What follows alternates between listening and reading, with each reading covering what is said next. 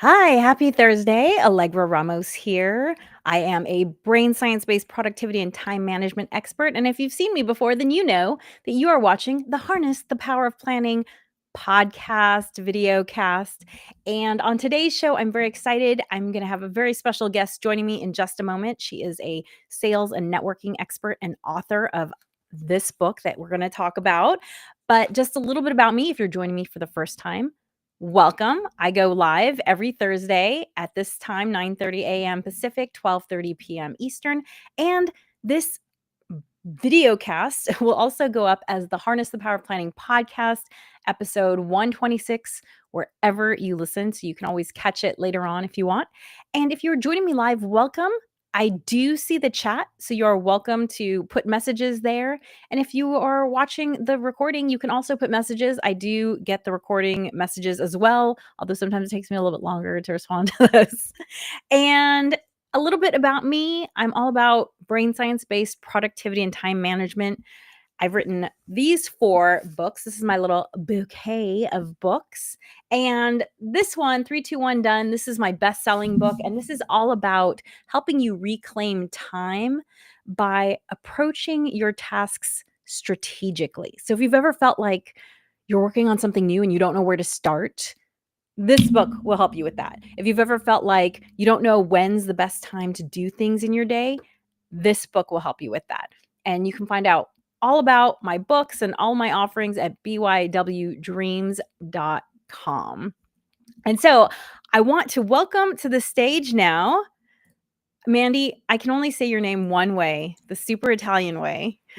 I want to welcome to the stage now Mandi Graziano, which I know that's your married name. Yeah, I'll take it. I'll take it. I'm still learning how to pronounce it after 15 years, but I love it. I'll take it. Mandi Graziano from Ohio. From Ohio. Mandi is a sales and networking expert and author. She works in the conference industry, so she's an expert at planning large events, professional events.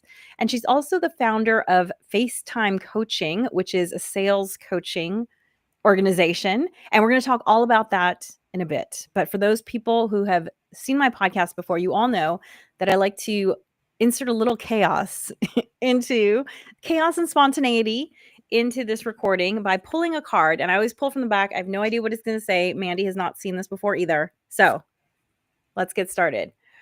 Sometimes the best way to make a big difference is adding up lots of small ones.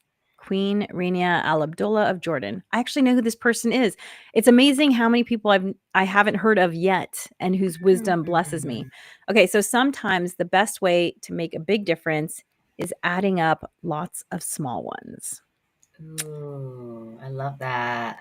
Yeah, I mean, we could discuss this so many different ways. How does this hit you, Mandi? Or do you want me to go first? Well, I believe in micro moments. So that hits me because that speaks my language. I in my sales coaching practice, when I work with teams especially, I think so many times we're so focused on that big year end goal or that big huge account or that big huge that it feels daunting and impossible to achieve. But when you focus on the micro goals, the micro wins, the micro moments, all of those things added up are what get you to the big moments. And when you're celebrating those mini moments, you're actually Yes. putting energy and inertia towards the big moment. So that speaks to me on a professional and a personal moment because I'm really big on recognizing the mini moments and celebrating the mini moments. I love Absolutely. that. Yeah. Yeah. Yeah, you and I were talking before we started about our health journeys that we've been on. Yeah. And I've been on a health journey for the last 5 years. My father passed in 2020, and I just basically stopped doing anything active and then combined that with, depression and all of that sort of stuff. And so I wasn't my healthiest coming out of 2020. Mhm. And also too, I'm in my 50s, so perimenopause, menopause, all of those changes Mhm. were happening during the same time. And, I've seen like my health creeping up, like certain numbers that I needed to pay attention to. And last year I decided to take it. I mean, I eat pretty clean. Uh, I I mean, people who know me say I eat very clean. They make fun of my kale salads and my baked sweet potatoes. So I live a pretty clean life, but I was doing like 80% of what I needed to do. And I finally decided to do the other 20%. And what I said to myself was, I can't wait to see where I'm going to be in a year Mm, because I knew I wasn't going to do anything crazy radical. I was yeah, just going to, as I told you, I switched from a 20-pound weighted vest to a yeah, 40-pound, and I didn't do it overnight, right? It was like 24, 28, 30, 32. yeah, But it was the daily changes in the last year that have made me so much healthier this year, to the point where people who, like some of my doctors with checkups, they're commenting.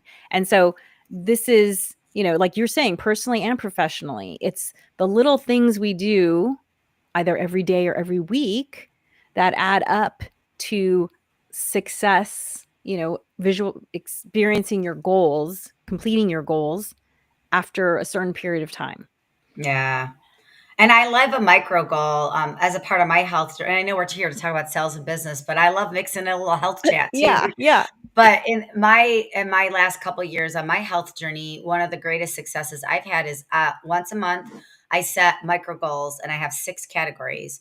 So it's physical, emotional, spiritual, nutritional, financial, and business. Mm, And so I do a micro goal for each one. And as an example is like, don't eat yes, past 7 o'clock, right. or RPM, when you first wake up in the morning, rise, pee, meditate. Like there's just like these little goals. And at the end of the month, I'm doing them. And then I pick another goal. And now by the end of 2 years, I've got all of these really awesome rituals and habits. Yes, Now, sometimes at the end of the month, I'm like, that's a stupid goal. Like, I'm not going to do that. I didn't do it at all. So I just, right. and I think sometimes with your goals, whether it's personal or professional, if you set them, you just have to forgive yourself. Like, I'm looking up at my vision board right here at the beginning of the year. I was just thinking about this. And I was like, wow, I've done about 50% of these, and I've got 2.5 months left.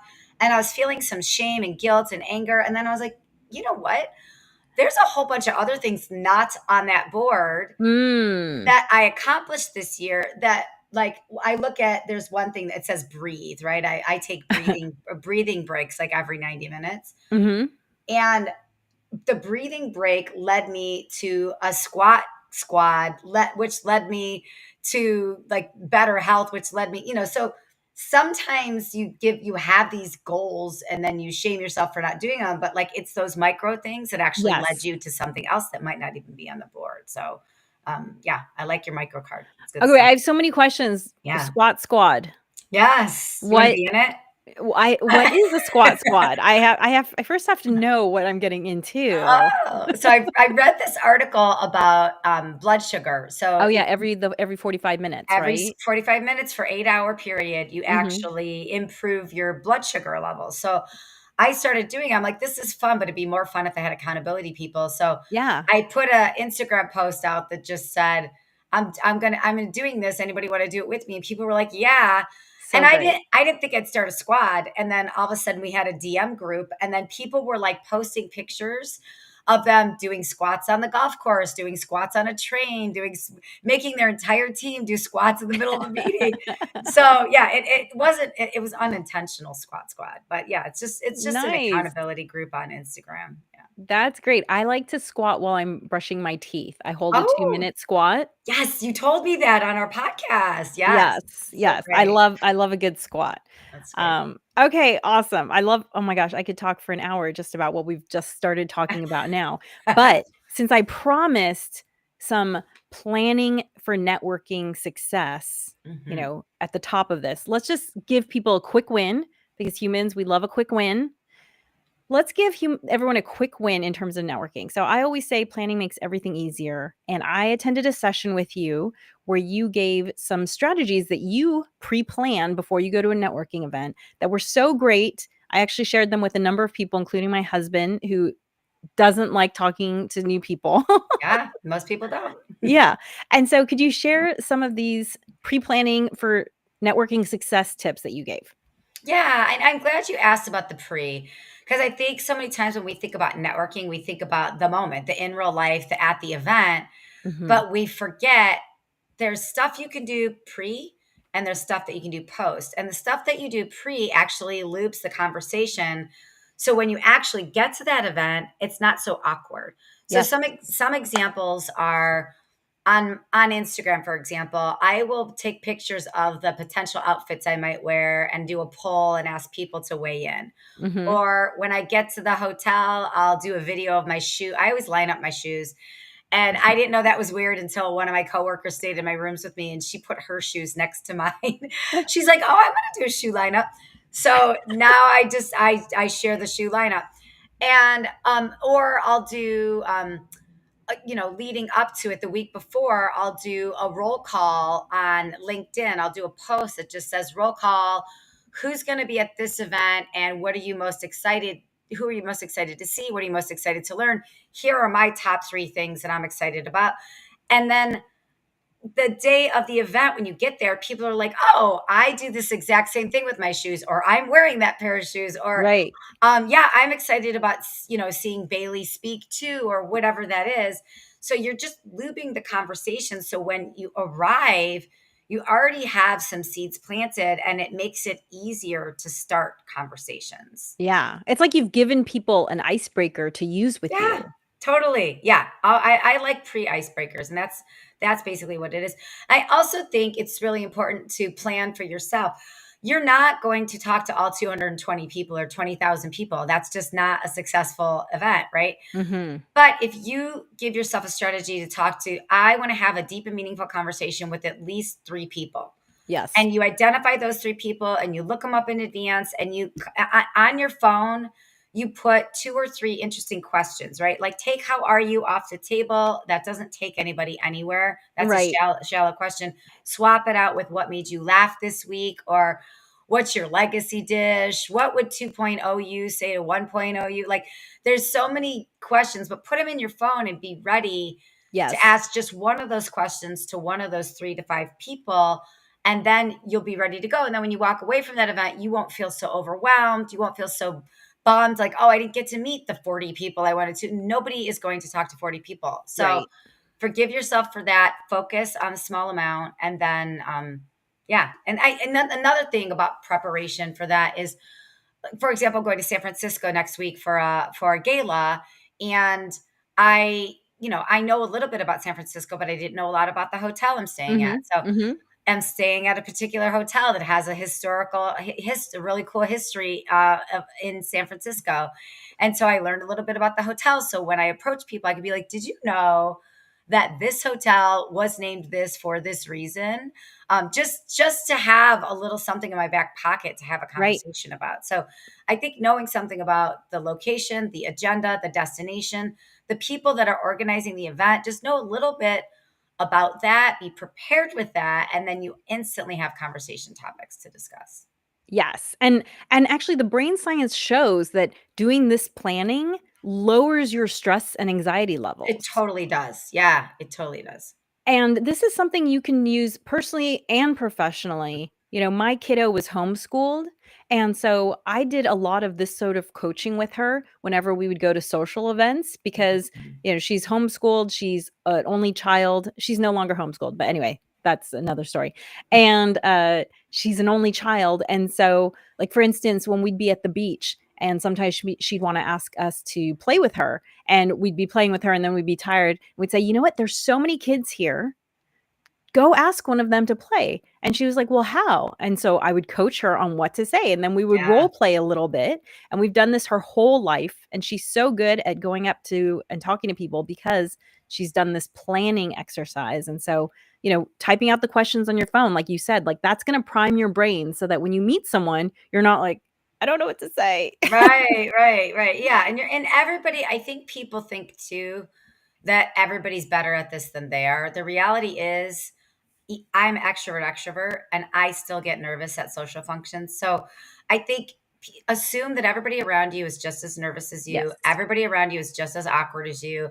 And open the door for people, right? Open the circle, open the door, be disarming, and it's going to flow a lot better for everybody.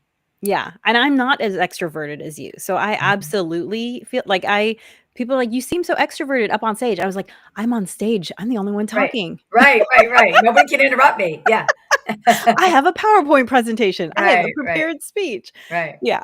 So I can say as someone who everyone thinks is extroverted, I absolutely have this and these are the things that I do to lower my stress and anxiety so that I can talk to people. You Yeah. gave one other tip that I love too, which is every single day in the year is some sort of National national holiday. holiday, yes. So find out what it is when you're at the event, right? Like That's it was funny.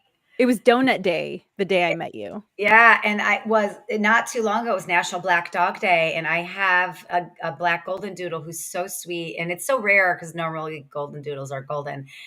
And I looked at her, I'm like, it's your day today, Luca. And my husband's like, where do you get these things from? I'm like, just Google national holiday calendar. There's actually 3 or 4 of them.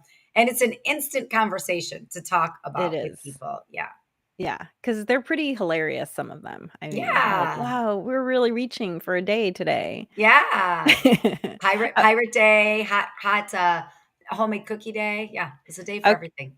okay, so prepare your questions, find out something about the place you're going to or the day or the conference, and open-ended questions, which is actually a perfect segue to your book because asking open-ended questions is a tip. So tell us a little bit about sales tales before we go into the questions.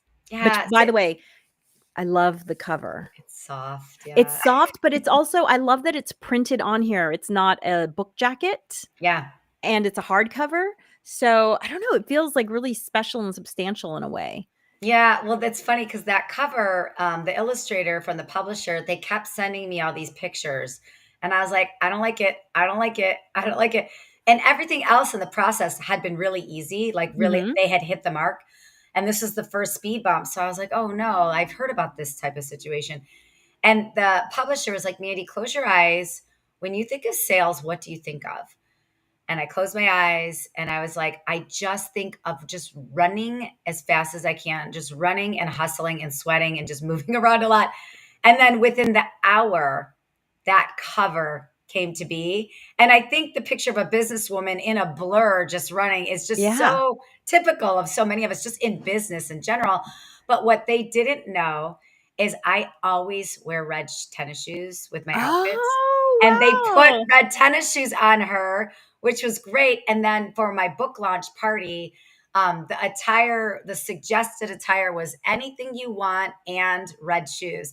So everybody at the book launch wore red shoes, which was really fun. Yeah, I mean, this could totally be you, Mhm. right? Yeah, I have that Definitely. exact outfit. Yeah. So, anyways, yeah. So, Sales Tales, it's a hilarious business book, and it's written in the order of a typical sale. So, there it goes from prospecting to making a pitch to time management, which I feel is the most critical key for Mhm. any business leader to better understand. Networking, closing the deal, and then disaster selling. So at the time, I'd finished writing the book in 2019, but then obviously 2020 happened, and I'm like, oh, thank you, COVID. You gave me another chapter. So it gave me disaster selling chapter. But Right. when I thought about the tactics that I was putting into place during COVID, I thought back to, wow, I've been here before. I was here in 2008 with the auto crisis. I was here in 2001 with the dot com burst. I was here in 1999 with some of the different financial situations happening. So, we all have an opportunity to sell through a disaster. There's many opportunities in a down economy or an uncertain economy, which, we are in uncertain times right now, but Yes. I am very certain about how to grow our business during these times right now. Like, doesn't scare me. Mhm. So that last chapter came. So it goes in the order of a sale. It's funny. I asked a whole bunch of people that I respect and love their feedback. So there's stories in there. Mhm. There's my stories, and then there's some stats along the way. Okay, so disaster selling is the last chapter, but since Yeah, you already mentioned it, I'm sure it piqued people's interest. So, what are some things people can do in these uncertain times yeah, to plant seeds or even harvest? yeah, yeah. I actually have a whole session, Sales Tales Live, coming up about that in February for entrepreneurs. How to sell, how to sell during uncertain times. You know what? Let me Um, just put this little ticker So Oh, that if you wanna get in touch with Mandy, because I know she's talking about great stuff right now, you probably are like, "Where can I find her?" This is where you can find her. Okay, so awesome. tell us about Sales Tales Live. Yeah. So, in uncertain times, the best thing you can do is form deeper relationships with your customers. So, um, ask them, call them, email them. Hey, things are a little wonky right now. How is this impacting your business? And then share of yourself. Here's how this is impacting mine. I think so many times people feel like, well, customers don't care. The best thing you can do is help customers understand how your business operates and just be Mm, like, here's how this is affecting my business. How is it affecting yours? Part of my thing is I want to be the best customer servant to you as I can. So understanding how this hiccup in the world right now impacts you actually helps me serve you better. So asking those right. questions, um, looking at your current contracts that you have with people and understanding where there are holes because Mm, people are going to ask you. They are going to ask you for a discount. They're going to ask you for a solution. They might try and get out of contracts. Really understanding what your risk is right now is going to help you be prepared when they call because they will call. They might call to add more, they might call to shrink it, but like you want to know and understand your contracts. On the flip side, yeah. if you're working with vendors, this is an opportunity to form a deeper relationship and be like, hey, I want to work with you for the next 3 years. I know our contract is now just 1 year. What Mhm. type of discounts or economies of scale or what type of bundle can we do if I sign on for 3 years right now? Like there's an opportunity on the other side of this as Right, well. right. Um, and then opportunities in general. There are industries that when we are in the world that we're in right now, they do better. So find those industries and Mm, start doing business with one of those industries. And if you don't have a non-compete or if it's not a conflict of interest, start doing business with all of those businesses within that industry. And I won't go through like during this economic recession, here's this right. industry to go for. I will do that in February. We don't have enough time today, but like there are industries that thrive in this time. And you know it because they're the ones spending the money on podcast advertising or TV advertising or billboards or they're in your ear about something. Mhm. They're doing Instagram, they're doing meta ads. The companies that are spending money right now are the ones that have the money. So just look for them and reach out to them and do more business with them too. Great, and if you want more about this, sign up Yeah. for Sales Tales Live, which will be in February sometime, and they can Yeah. find out that info on your website, right? Yep. Absolutely. Mandi Graziano. You have to type it in with the Italian accent or it won't You come up. you have to say it out loud like that. You have to say it out Graziano. loud Yeah. with the fingers. Yes. Yes, one of my best friends is Roman. He Mhm. says Roman, like, not Italian, and, yeah, he never has a body part that's not moving when he's talking. Oh, same, same. Um, okay, so some other great tips in this book. I love that you tell people that you don't give out business cards unless people ask for them. Explain that tip because I think it's a great one. Yeah. If people want to work with you, they're going to ask. And this is just because I made big mistakes when I was younger. I would hand out business cards like candy. I was that annoying 23-year-old to be like, yeah, like you You get a get a business business card. You card. get a Yeah, yeah, business card. yeah, You yeah. get Like make it rain business cards. People are like, cool story. I didn't ask for that. And so and I felt the vibe. Like I felt like the people being like, "Oh God, she's one of those," and I didn't want to feel like that. So then I was like, "Well, I'm just not going to hand them out." And people will ask if they want to work with you. They will Right. ask. There's also, when you meet people in person, there's other ways to get your message out. People want to get to know you as a person and Mhm. if they like you as a person, they're going to want to do business with you as a Right. person. So, any great business relationship that I've had that's lasted more than 10 years, it didn't start with a transaction. It didn't Mm. start with somebody saying, can you do this for me? And I say yes, and then we work together. It Right. started with you're from Ohio, I'm from Ohio, or you're a football fan, I'm a football fan, or Right. you like to ride bikes, I like to ride bikes. It You started like with to do these squats? I like I to do like s spots, exactly. It starts with these personal interactions. So Right. I'm a big believer on like taking how are you off the table, swapping Mm, it out with mhm. better questions that take you to a deeper relationship. And then somebody's going to be like, how can I stay in touch with you? What's Yeah. your Instagram handle? What's your LinkedIn? Can I scan your QR code? Can I get your card? It's going to come. Yes. Yes. Yeah. And you know what else I love about what you said too is that for some reason there's this limiting belief that is popular in our culture when we're younger that networking means working with people you don't like. Mm-hmm. And the fact is people don't work with people they don't like. Mm-hmm. So just take that off the table and look for the people that you like when you're at these events, and those can be the people you work with. Yeah, and I would also challenge people to take it a step further because that's a big myth, right? Mhm. People they don't buy from people they like. People buy from people they trust. And Mhm. the way to establish trust is asking questions, being disarming, opening up the circle, Mhm. being real, being your most authentic self. Like you want to be vigilant about establishing that trust as soon and as quickly as possible because that's how you're going to escalate these business relationships. Mhm. So you say ask open-ended questions. What's your favorite open-ended question? Oh, I have a bunch. So, what made you laugh this week is an easy one. Oh my gosh. Do you remember what the answer was when the day we met? It was No. the Coldplay concert. The Oh, video. that's right. Oh my gosh, because it was the day after the Coldplay concert It and was the day after. everybody was talking about the Coldplay Oh. concert. Oh my God, that's right. Oh, right. That's so funny. And see how memorable those sorts of answers are, right? Yes. Like, if you had asked me, "How are you?" I wouldn't even remember, but You would because have been that was like, the I'm question. so great. Like, you'd have been like, who's really that great? Nobody. Yeah. Yeah. Okay, so what made you laugh? That's a good one. What made you Mhm. laugh today or this week? I like what would 2.0 you say to 1.0 you? That's after Mm, you've had like a little bit of a conversation. right. What are you working on right now? Personally or professionally? I don't care how you answer that. What are you Yeah, working on right now? yeah. I love talking about how I'm trying to learn how to do chin-ups. Like you never know who else is trying to learn how to do chin-ups. And Oh, that's a good, yeah, it's hard. yeah, Um, it is hard, yeah. yeah, I think yeah, there's just a lot of different questions you can ask, but those are some of my easy go-tos. Okay, so I'd love to ask you more questions about the book, but I need to talk about dodgeball.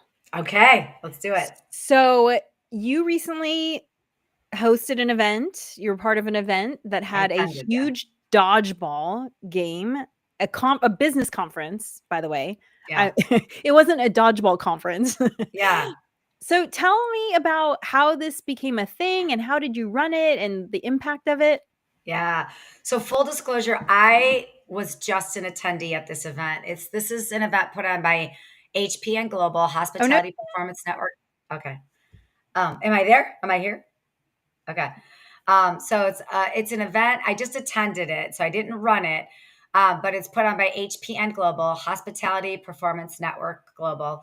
They're the third largest meeting planning company in the world. They're the company that I'm a broker for. So I find hotels and venues for people all over the world. I negotiate their contracts and get them set up for their meetings.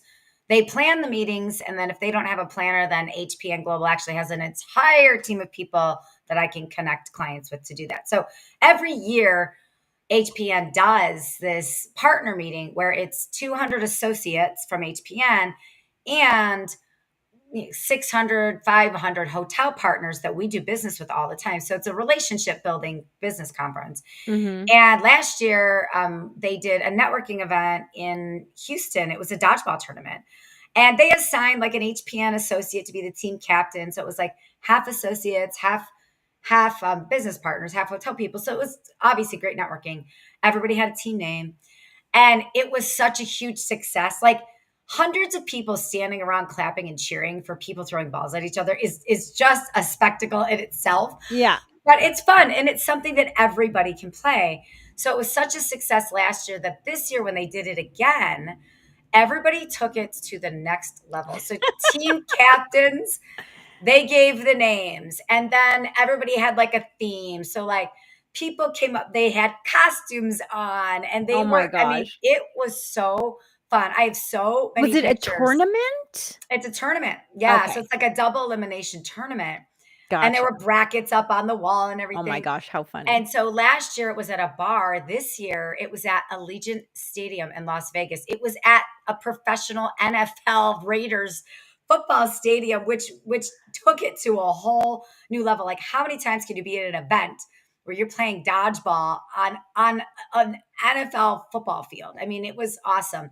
So I opted not to play this year. I was worried about a looming knee injury, so Mm, I decided that I would watch. And it was so awesome because you're going like court to court watching people play. And then it eliminates down to just the two teams.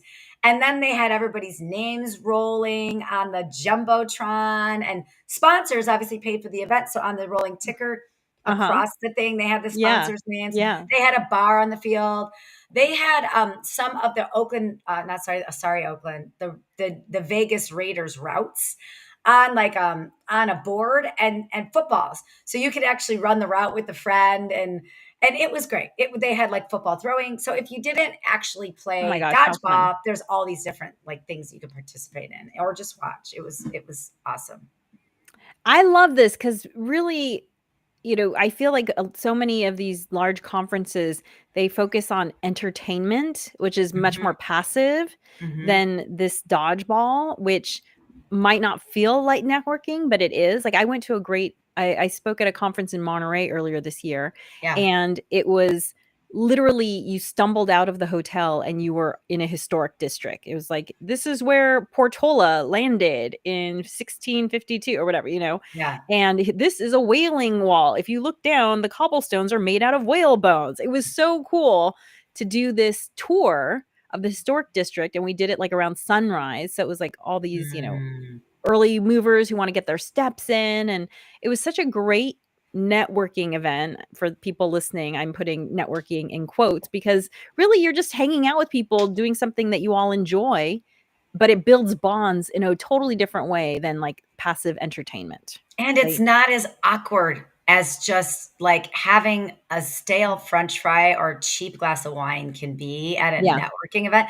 So I'm a big fan of sweatworking, and I dodgeball is sweatworking. But Yes. anytime somebody asks me, "Hey Mandy, do you want to get together for lunch?" If it's a business situation, I ask them, I love having lunch at my house. Would you consider doing a walk either before or after lunch? Like Mhm. I like sweat working.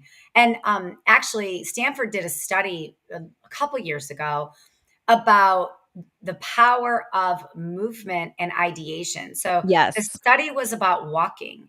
Yeah. And they did meetings that were sedentary, then they did meetings that were walking. The meetings that were walking, and I'm sure you know this from your brain science background, Mhm. but the study basically says the meetings that were walking, people retained the information 3 times better than the people that were sedentary. And not only did they retain it, but hours after, they were able to innovate and ideate faster than the people that were sedentary. So there's actually science behind when you're trying to be in a business situation with somebody, when you incorporate movement or Yeah. sweat working or something like that into it, it's actually more productive and more effective. Absolutely. Yeah. Also, there was this philosopher who I read decades ago, who said our brains are stored on the back of our legs. Mm. And because he was a big proponent of walking. And then when I heard this brain science, fast forward, I heard this brain science, I was like, oh my gosh, like he was speaking, philosophically, but here's now the science to back up what he was saying. So Yeah, I've not heard that. I like our brains are stored in the back of our legs. I love that. It's cool. yeah, so interesting, activating it. Okay, well, our time has come to an end. I do want to wrap up with you telling us what you have going on in 2026 because I know there are quite a few things. So tell us what you got going on. Oh, so many fun things. Okay, couple. February, I'm doing a special Sales Tales live session for entrepreneurs only. Entrepreneurs that are petrified of sales or want to grow their sales, you're going to want to sign up for this. This is a 70-minute virtual coaching session. I max it out at 30 people because you can hear from me, but you're going to get more when you interact with other entrepreneurs. So that's Mhm. in February, Sales Tales live session. I have a new book coming out next year towards the end of the year. So if you go to my website, you can click Keep Up with Mandi, pop your email address in, and I'll give updates on that. But the new book is called Business Bedside Manner. It is a business approach that I trademarked, that I'm very passionate about. So when you start the Mm. book, you'll be like, what the heck is business bedside manner? And when you end the book, you will have understood a definition of it. You will have gotten some better questions. You will have learned some tech hacks, and you'll be able to actually curate your own business bedside manner by the end of Mm. the book. And that's a micro book. Nice. I wanted a book that people could read from like getting on the airplane in New York and landing in Dallas or landing in San Francisco. I wanted it to be like an airplane read. Nice. So it's a small, short book, which I like. I'm a slow reader. Mhm. Yeah. Nice. Well, exciting, lots going on. So keep up with Mandi Graziano, Instagram. You have her website. She's also on LinkedIn. You can find Mandi all over the place. And Mandi also hosts a podcast as well that Yes. tell us about the podcast so people can find you there too. Well, you should see. You should see. Well, you were Allegre, right? Did I say that right? Did I do it? That Help was so me. perfect. That was so Oh, it perfect. was? Yes. You taught me. You taught me. It's the lay. It's the lay. Um, so it's called Adventures in Business Live, and Allegre was a guest on it. And it's every Monday, 1 o'clock Pacific Standard Time, 4 o'clock Eastern Standard Time. It's also a live show, and we interview CEOs, founders, and thought leaders about their trips, triumphs, stumbles, and successes in business. So for me, it's a masterclass once a week. I get to talk to really cool people and learn how to be better at business. And for the audience, people really have a couple cute takeaways. And I co-host it with Amani Roberts, who is also an author. He's a USA Today best-selling author, and he's an entertainment professor and a DJ by trade. So he and I come at the business side of it very Mhm. differently. So that's always kind of fun just to interact, see the way we interact as well. Yeah, so check her out there and see it live on LinkedIn. Well, thank you so much for joining me, and For thank you having me. all for joining us this week. And remember,